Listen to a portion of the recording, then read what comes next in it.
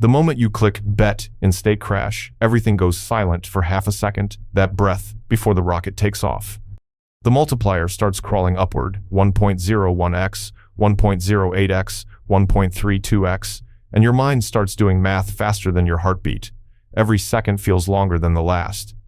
Your hand hovers over cash out, and somewhere between greed and fear, you ask the one question that defines the entire game. When will it drop? That's the soul of crash control versus chaos. And that's where most players lose. People think state crash is about catching luck before it runs out, but the truth is simpler and colder. It's about reading rhythm. The chart may look random, but the behavior of players isn't. And once you understand the human side of the algorithm, how emotion shapes risk, you start to see the game differently. Every crash isn't just a number, it's a collective moment of panic. The mistake most players make is assuming the multiplier has a pattern. It doesn't, but players do. After a few early crashes, everyone becomes cautious. When the rocket finally flies to 20x or 40x, greed surges, and people start staying in longer. The moment confidence returns, the next round punishes it. The secret to crash control isn't predicting the next number, it's predicting the next reaction. Here's how it really works. Every crash follows a mental wave: doubt, hope, greed, panic.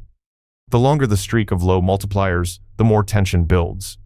When the big one finally comes, players release it all at once, overconfidence floods in. That's when the system resets the cycle. It doesn't learn your moves. It feeds off collective impatience. So, if you want to control the crash, you don't look at the rocket, you look at the room. Watch chat behavior. Watch when people start screaming, "finally," or flexing high multipliers. That's your warning signal. When everyone starts thinking it's safe, the next round usually isn't. This isn't luck. It's pattern psychology. Now let's talk about what separates casual players from professionals' timing discipline. A pro knows every entry must have an exit before takeoff. That means you never click bet without already knowing your cash out point. You don't chase, you execute.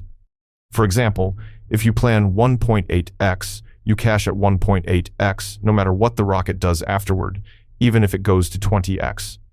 Because that's how you build data, not emotion. Most players don't lose because of odds, they lose because they move their target midair. The rocket climbs, and they think, maybe I can hold a little longer. That is the voice of destruction. The longer you listen, the faster the sky drops. Crash rewards patience, not persistence. Think about it. If you win small, steady multipliers consistently, you outlast those who swing for the fences. 1.5x may look boring until you realize a player chasing 10x wipes out every fifth round. That's math, not magic. The second rule of crash control: your goal isn't to beat the rocket, it's to outlast emotion. Emotion kills bankrolls faster than variance ever could. Every time you lose, you want to recover. Every time you win, you want to double it. Both are greed, disguised as logic. The smart players don't fight emotion, they schedule it. They set their session boundaries before playing. Maybe it's 10 rounds or a $50 limit. Once either hits, they stop, not because they're tired, but because their emotional balance is running low. That's the unseen edge, mental stamina. Let's say you're watching a crash streak, 3 instant drops in a row. Most players panic and either stop betting or overbet the next round. You do neither. You wait.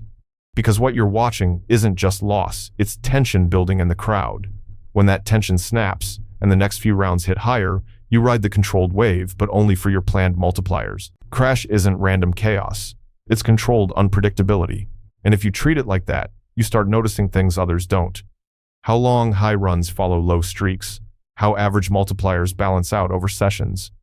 How timing feels more than looks. Feeling the rhythm doesn't mean guessing.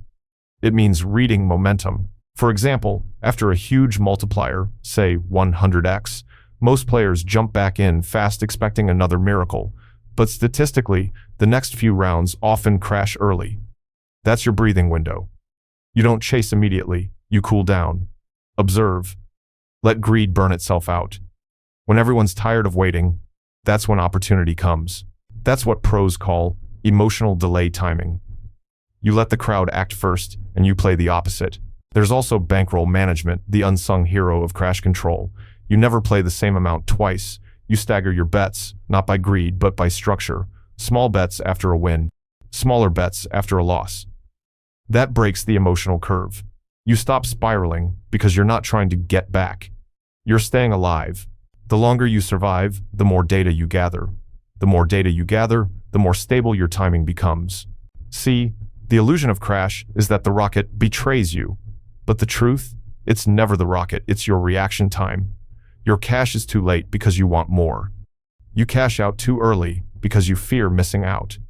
The perfect control lies somewhere between greed and doubt, the point where you trust your rule more than your feeling. If you'd like to see more gambling videos, make sure to subscribe to the channel.